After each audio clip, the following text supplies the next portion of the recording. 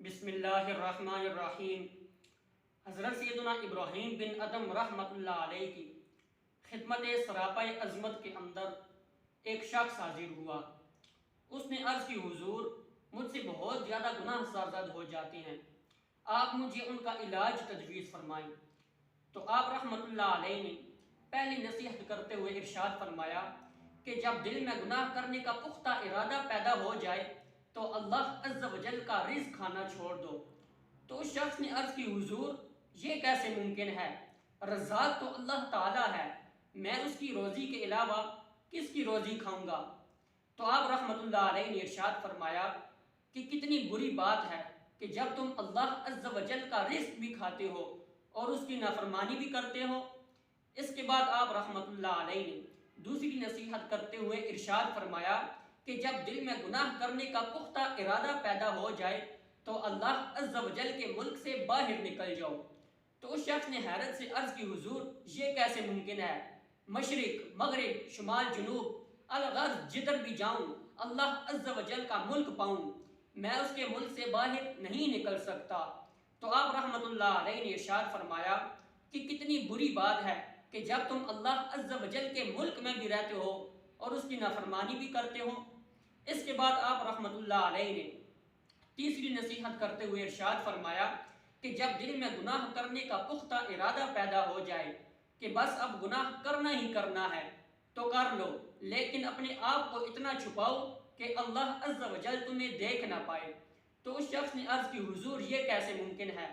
اللہ عز و جل تو بندوں کے دلوں کے حالات کو بھی جاننے والا ہے۔ تو آپ رحمۃ اللہ علیہ نے ارشاد فرمایا کہ جب تم اللہ عز و جل کو سمیع اور بصیر بھی تسلیم کرتے ہو اور یہ بھی تسلیم کرتے ہو کہ وہ تمہارے ہر کام سے باخبر ہے، پھر بھی تم گناہ کیے جا رہے ہو۔ اس کے بعد آپ رحمۃ اللہ علیہ نے چوتھی نصیحت کرتے ہوئے ارشاد فرمایا کہ جب ملک الموت سیدنا عزرائیل علیہ السلام تمہارے پاس تمہاری روح قبض کرنے کے لیے تشریف لے آئیں تو ان سے عرض کرنا کہ مجھے تھوڑی سی مہلت دے دیں تاکہ میں اپنے گناہوں سے توبہ کر لوں۔ تو اس شخص نے عرض کی حضور یہ کیسے ممکن ہے؟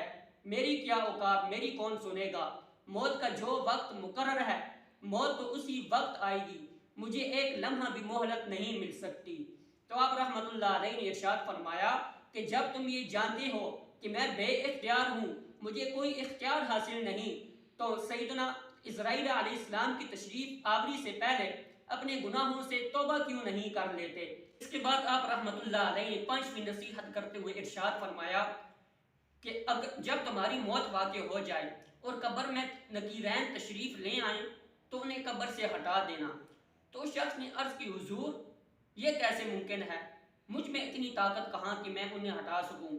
تو آپ رحمۃ اللہ علیہ نے ارشاد فرمایا کہ جب تم نکیرین کو قبر سے نہیں ہٹا سکتے تو ان کے سوالات کے جوابات دینے کی تیاری ابھی سے کیوں نہیں شروع کر دیتے؟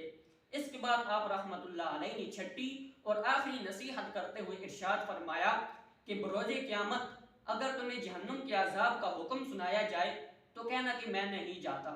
تو شخص نے عرض کی حضور یہ کیسے ممکن ہے؟ وہاں تو فرشتے گھسیٹ کر جہنم کی طرف لے جاتے ہیں، بھلا میری کون سنے گا؟